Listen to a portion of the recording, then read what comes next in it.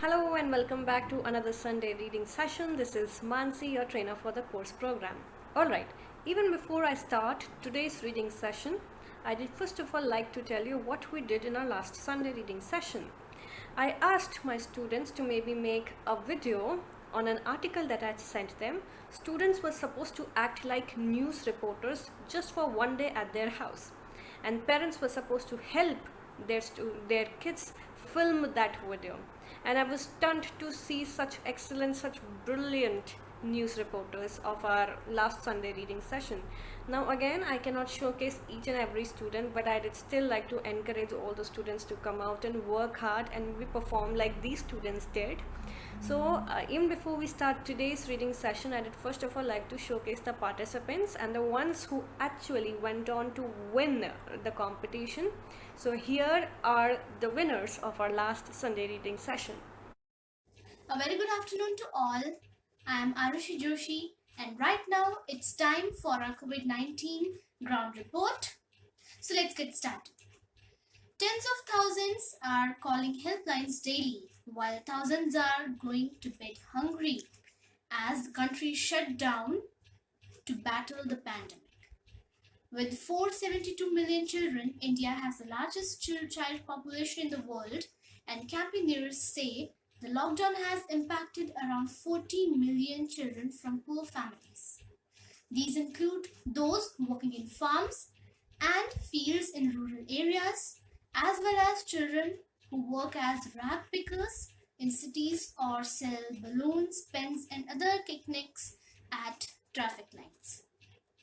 We had a word with Mr. Sanjay Gupta, who is the director of Chetna, a Delhi-based charity that works with child laborers and street children, says that worst affected are the millions of homeless children who live in cities, on streets, under flyovers, or in narrow lanes and by lanes. He says that during the lockdown, everyone has been told to stay at home. But what about the street children? Where did they go? During a quick survey, we found a boy who had these type of thoughts.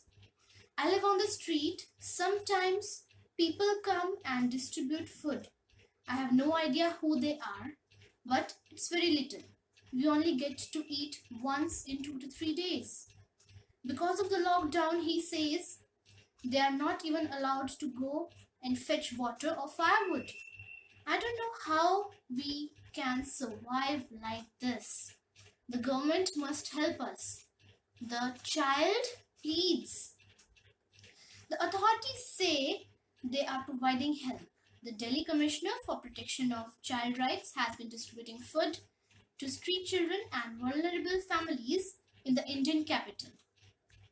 In many other cities too, local governments and charities have been distributing food to children and homeless people, but the scale of the problem is daunting. Mr. Gupta says since it's a complete lockdown, the government must ensure that the children are fed 3 meals a day. Then there are those he describes as invisible children, the ones who live away from the main roads in areas that are not easily accessible. There are thousands of them and we are still not reaching them, he says. Now, please keep in mind to follow the guidelines of the government. Check the authenticity of messages before forwarding them on social media networking sites. Only practice social distancing and not emotional distancing. Stay home, stay safe. Signing off, Arushi Joshi, news reporter, Finland Academy. Thank you. Hello viewers, my name is Parth and today I am putting a serious topic to discuss, that is poor children in the lockdown. Tens of thousands are calling helpline daily while thousands are going to bed hungry as the city shuts down to battle the pandemic. With 472 million children, India has the largest child population in the world. And campaigners say that the lockdown has impacted around 40 million families. Mr. Sanjay Gupta, Director of China, a Delhi-based charity that works with poor children and child laborers. They include those that are working in farms, fields, and other rural areas, as well as those who working in city as rag pickers or sell balloons, pens, or other knickknacks at traffic lights. One of them, a boy that lives on the street, says that sometimes people come and distribute food, but he doesn't know who they are, but it's really little. I don't know how they can survive like this. The government must help us, he pleased. Mr. Gupta says this is a complete lockdown and the government must ensure that children all around the world are being fed 3 meals a day. Thank you. A very good afternoon to all of you. I am Arshia Joshi. It's 12 noon and it's time for our COVID-19 news report. Tens of thousands are calling helplines daily when thousands are going to bed hungry as the country shuts down to battle the pandemic. With 472 million children, India has the largest child population in the world. Campaigners say that the lockdown has impacted more than 40 million children that are from poor families. These include those working in farms and fields in rural areas, as well as children who work on roads as rag pickers in cities or sell balloons, pens, and other knick-knack things at the traffic road. Sanjay Gupta, Director of Chetna, a Delhi-based charity that works with child laborers and street children, says the worst affected are the millions of homeless children who live in cities, on streets, under flyovers, or in the narrow lanes and by lanes. During the lockdown, everyone has to be told to stay at home. But what about the street children who don't know where to go?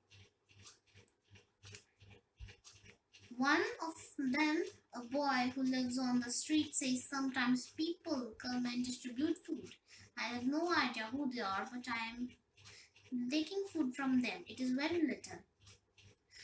We get only once the food in 2 to 3 days.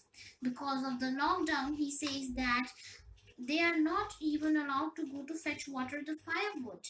I don't know that how we will survive like this. The government will help us, he pleads.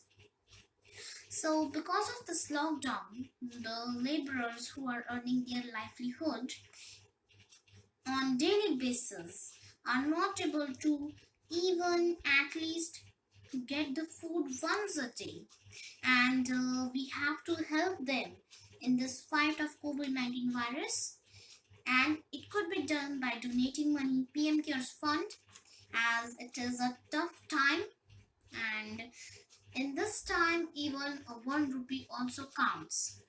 So adding to our next report news,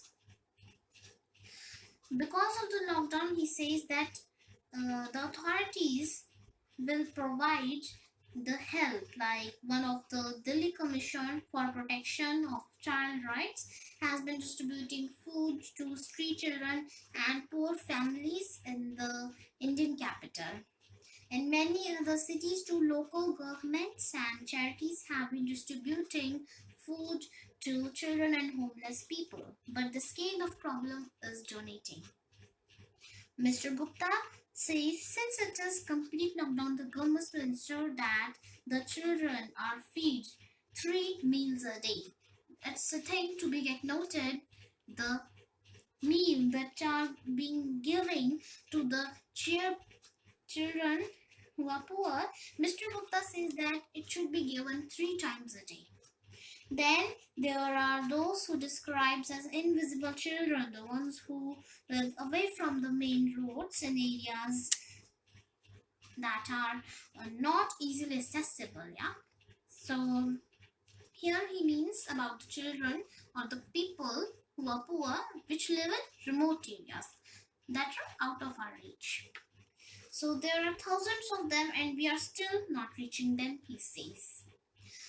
So at the end, I want to request you all to please follow the instructions that are given by the government, and please maintain social distancing and not viral fake messages on social media. Let's be backed up. Shajoshi, Finland Academy, news reporter. Thank you and have a nice day.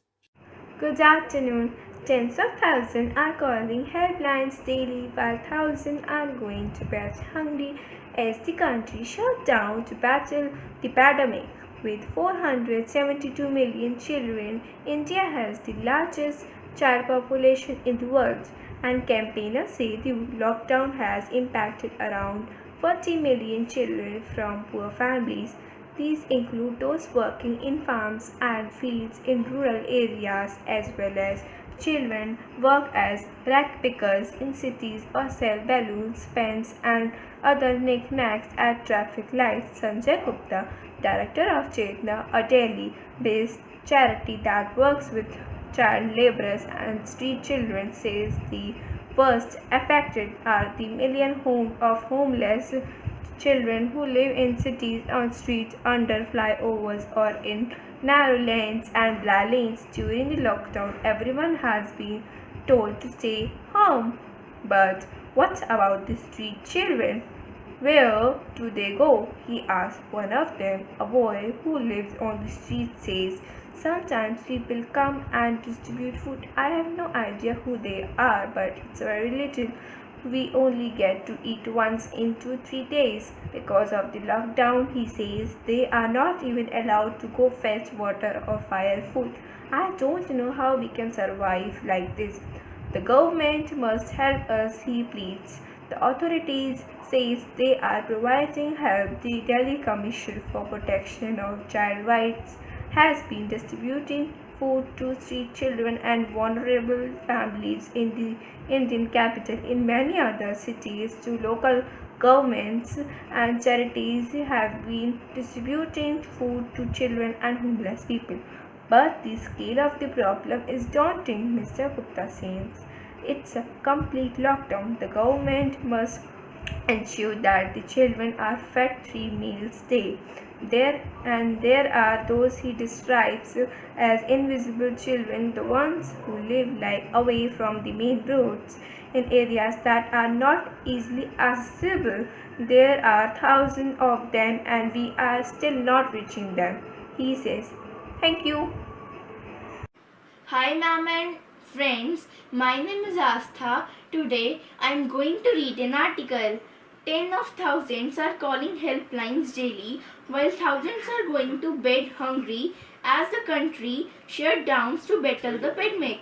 With 472 million children, India has the largest population in the world and campaigns say the lockdown has impacted around 40 million children from poor families.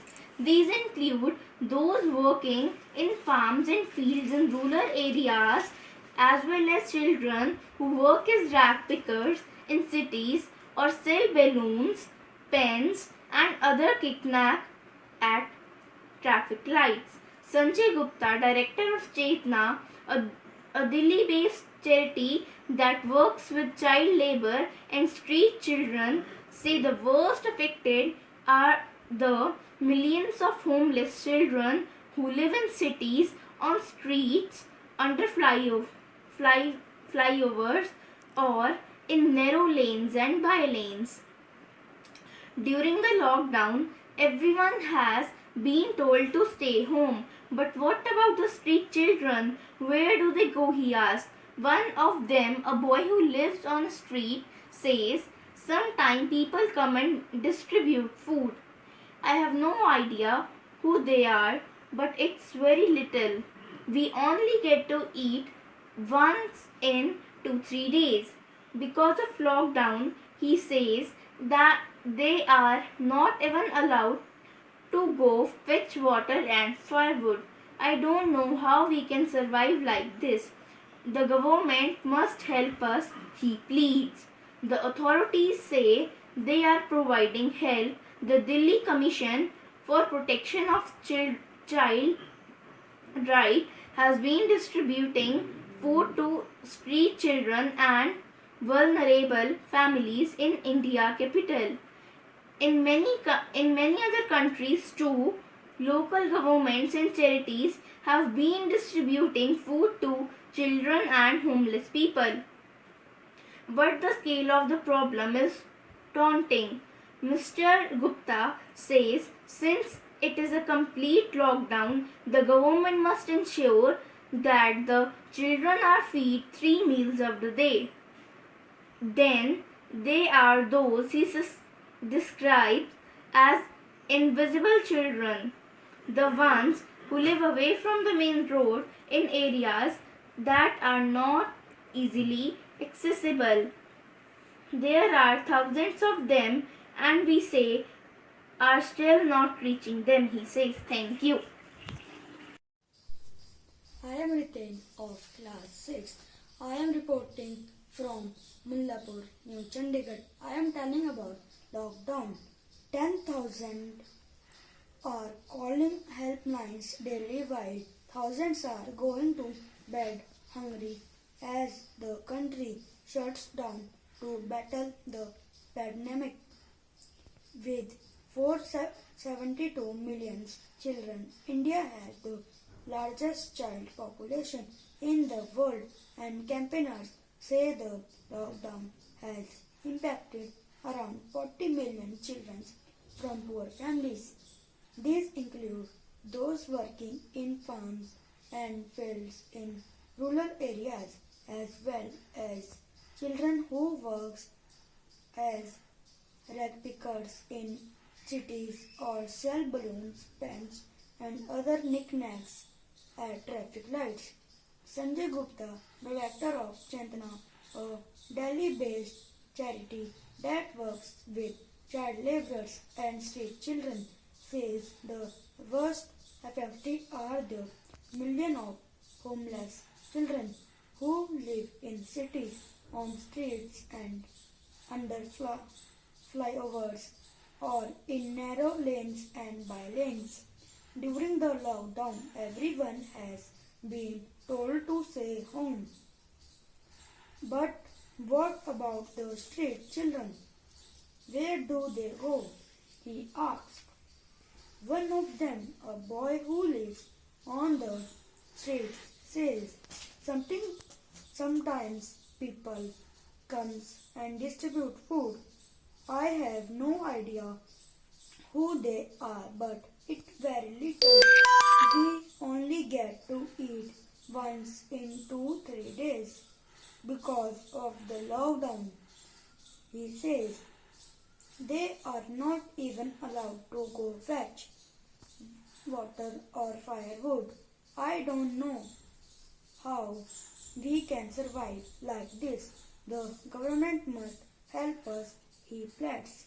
The authorities say they are provide have the Delhi Commissions for Protection of Child Rights has been distributing food to street children and vulnerable families in the Indian capital.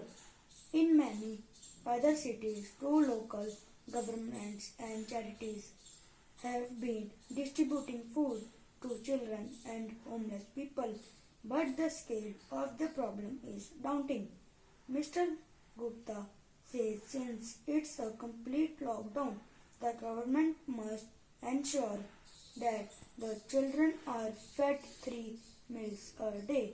Then there are those he describes as invisible children, the ones who live away from the main roads in areas that are not easily accessible. There are thousands of them and we are still not reaching them, he says. Thank you. Jai Hind, Jai Bharat. Tens of thousands are calling helplines daily while thousands are going to bed hungry as the country shuts down to battle the pandemic. With 472 million children, India has the largest child population in the world, and campaigners say the lockdown has impacted around 40 million children from poor families. These include those working in farms and fields in rural areas, as well as children who work as rag pickers in cities or sell balloons, pens, and other knickknacks at traffic lights. Sanjay Gupta, director of Chetna, a Delhi based charity that works with child laborers and street children, says the worst affected are the millions of homeless children who live in cities, on streets, under flyovers, or in narrow lanes and bylanes. During the lockdown, everyone has been told to stay home. But what about the street children? Where do they go? He asked. One of them, a boy who lives on the street, says, sometimes people come and distribute food. I have no idea who they are, but it's very little. We only get to eat once in 2 3 days because of the lockdown. He says they're not even allowed to go fetch water or firewood. I don't know how we can survive like this. The government must help us. He pleads. The authorities say they are providing help. The Delhi Commission for Protection of Child Rights has been distributing food to street children and vulnerable families in the Indian capital, in many other cities too. Local governments and charities have been distributing food to children and homeless people. But the scale of the problem is daunting.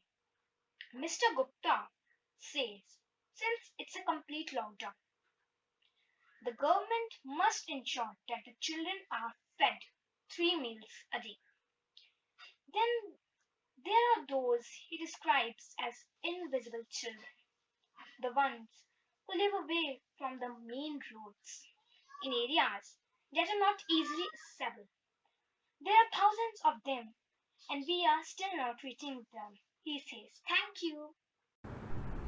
Oh my god, that was so inspiring, so encouraging, so motivating. We did like more students to come out like this and maybe perform like these students did. Make full use of your lockdown and try making the best version out of yourselves. The best speakers are the ones who are there. So always try working on your speaking skills because that is something, which is going to fetch you a lot of things in life.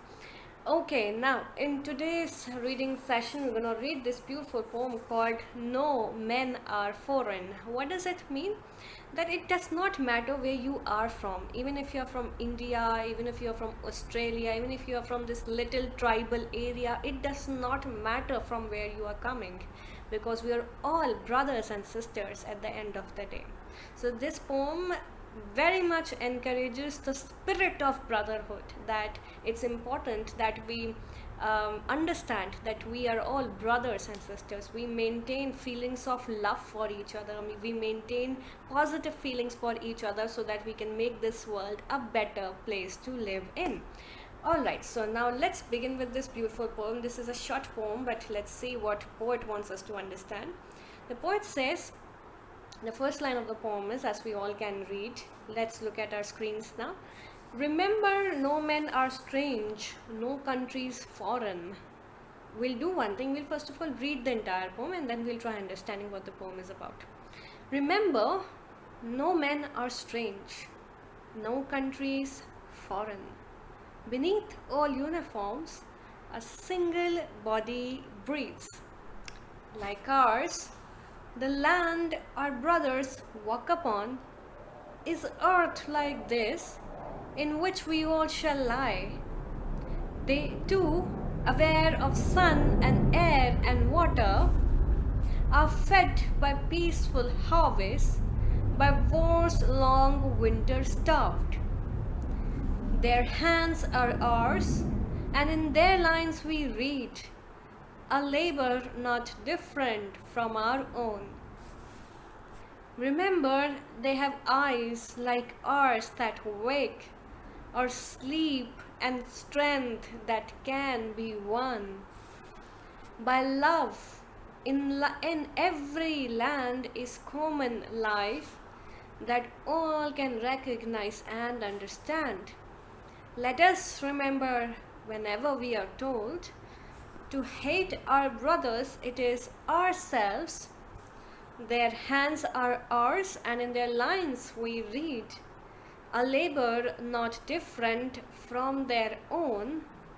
Remember that they have eyes like ours that wake, or sleep and strength that can be won by love. So it's getting repeated again. The poet has repeated these lines. In every land is common life that all can recognize and understand.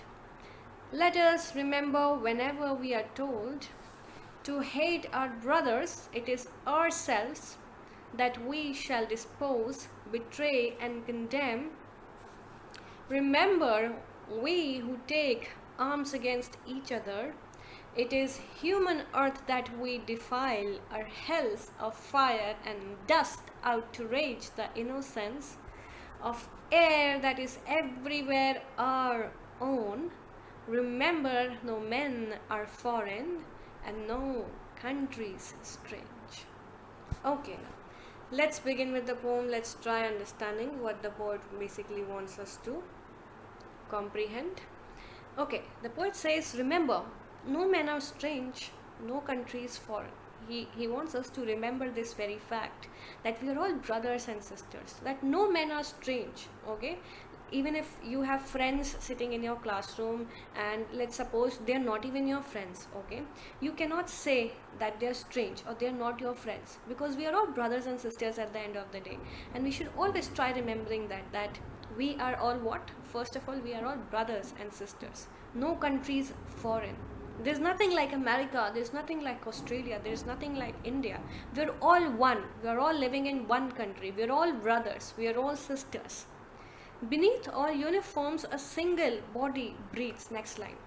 What does the poet basically refer to? That you might wear different clothes. Maybe if you are living in India, you're wearing salwar kameez. If you are living in some western country, you are wearing skirts, or maybe you're wearing tops, or maybe you're wearing pants and shirts. Yeah, so maybe we're all wearing different kinds of clothes. Maybe we're all wearing different uniforms. But what is one common thing? What is one commonality? That there is a single body that breathes. We all have one body. We all have single body, same body. And what does it do? It breathes. Okay. Now, next the poet says, like ours, the land our brothers walk upon. Okay. The land that we are walking on, this land is not an Indian land, or this is not an American land. It's all ours, our land. It's the land of the world, and we are all human beings. We are all brothers and sisters walking on this land. Like if you are living at your home, yeah, if you have your brother or even if you have sister, what do? We share each and everything with them. So this is what the poet wants us to understand, that we all should be sharing things with each other. Okay, instead of thinking that this is not my brother, or this is my sister, or this is my brother, or this is not my brother, instead of keeping those sort of emotions, we should be thinking that they're all our brothers and sisters, and we should be giving equal treatment to each other. Okay, is earth like this in which we all shall lie? This is the same earth. What do we need when we die? What is that one thing that we all need? We need this single piece of land to die. That's it. No matter if you're making these big houses, if you have a big car, it does not matter, right? Because at the end of the day, we all need this little place to die. So this earth is the earth of the world. It's not your earth, or it's not my earth. It's the earth of the God, and God is our parent, and we are all his brothers and sisters, or we are all his kids. You can assume anything, right? So this earth is ours. This land is ours. Everything is ours. We should not be thinking that this is mine or this is not mine, because it is all ours.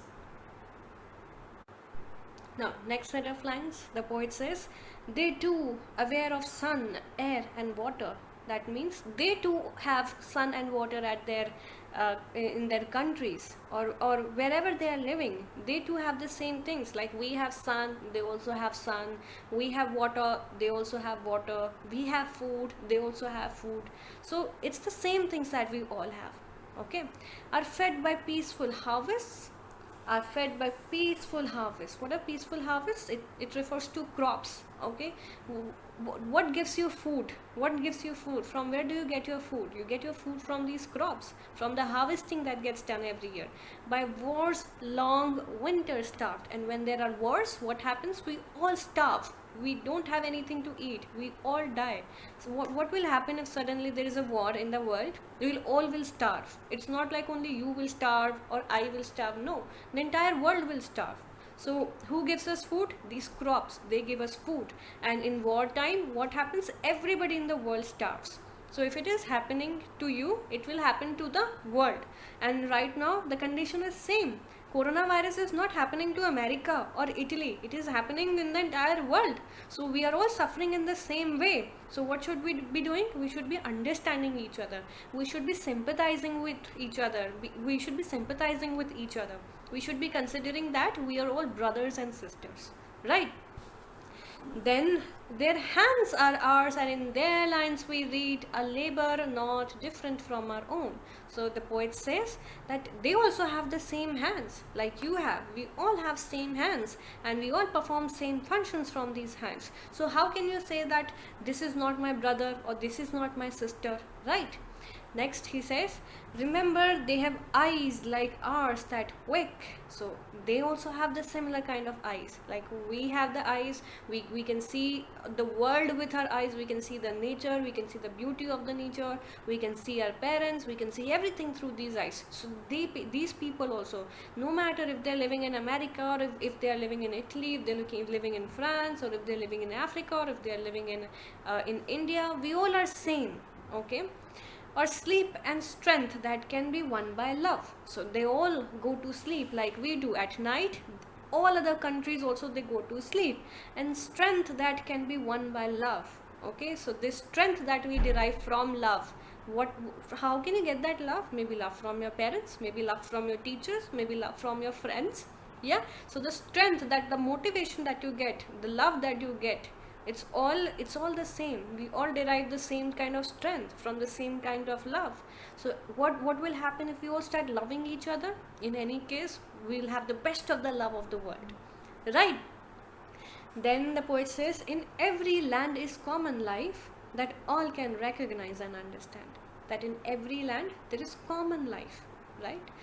We're all living, we're all breathing, we're all eating the same things, we're all drinking the same things, we're all praying the same God. So the life is common. You cannot say that America's life is different or India's life is different. We're all human beings, our lives are same. Okay, that all can recognize and understand, that we all can understand that. Okay, let us remember, whenever we are told to hate our brothers, it is ourselves. Okay, just a sec. Yeah, the poet says, now these are very important lines. Let us remember, whenever we are told to hate our brothers. See, the poet wants to convey a very beautiful idea, that whenever you are told, somebody comes to you and somebody tells you that this person is not your brother, this person is your enemy, you should never do that. You should never listen to that person. Why? Because it is ourselves. See, the poet says, it is ourselves that we shall dispose, betray and condemn. The poet here wants to say that if we are hating anybody, if a friend of yours, he comes to you and he tells you that this boy in the class is our enemy and we have to consider this person our enemy, from today we are not going to talk to this person, you should never listen to that friend of yours. That is not your true friend. Why? Because we are all brothers and sisters.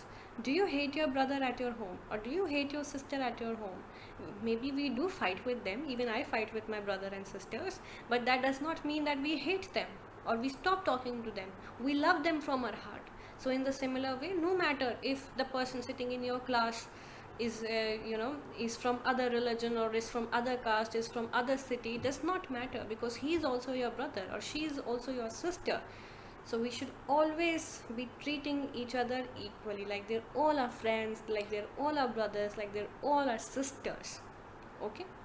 Next, remember, we who take arms against each other, it is the human earth that we defy.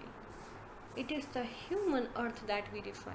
So whenever you take arms, whenever you wage wars, whenever you are beating somebody, okay, whenever you are making somebody your enemy, what are you doing? You are abusing your mother earth. Okay, this earth is our mother. We are all its kids. We are all her kids, and we are all brothers and sisters. So whenever, what you do, whenever you fight with your brother or sister, what happens? Your mother gets angry, right? So in the similar way, the poet wants us to understand the same thing. So whenever we are waging war against each other, or whenever we are doing any fight, or whenever we are making somebody our enemy, what are we doing? We are abusing our own mother earth. So we should not be doing that, right? Next, he says, the poet says, our hells of fire and dust outrage the innocence. So whenever we are doing this, the hells of fire and dust, it's the war that we wage against each other. Okay, whenever we are making somebody an enemy, what are we doing? We are outraging the innocence. We're taking somebody's innocence. We're taking somebody's simplicity. We're taking advantage of somebody's simplicity or somebody's love. We should never be doing that. We should always be considering each other what? Again and again I'm repeating, our brothers and sisters, treating each other equally all the time. Okay, not considering anybody on this earth our enemy, but our friends. Of air that is everywhere our own, remember now the poet says, of air that is everywhere our own. We all breathe the same air. We all live in the same air. Okay, that air is very much our own. It is your air. It's not only your air, it's your air, it's my air, it's your parents' air, it's your grandparents' air, it's the air of the world, and that same air is helping us live. That same air all around the world is helping us breathe. So that air is our own. Okay, that we should not only be respecting our brothers and sisters, but the water that God has given us. We should not be wasting water, the air that God has given us. Now what is happening right now in coronavirus? Do you realize the importance of going out and playing under the sky and in those gardens? Yeah, do you realize the importance of cycling outside at 6 o'clock in the evening? Yeah, so all of those things, they are so important, and now we are all stuck at our homes. But we should still be thankful to God that we are at least at our homes. There are a lot of people who cannot even sit at their homes, right? So at times like these, we realize the importance of all the natural things that God has given us, that not only we should be treating the human beings, our brothers and sisters, but also the air, the water that you take, or the air that you breathe, right? The poet again, he goes on to say, remember, no men are foreign and no country is strange. Nobody is foreign on this earth. Everything that we have, it's ours, and we should be using it positively.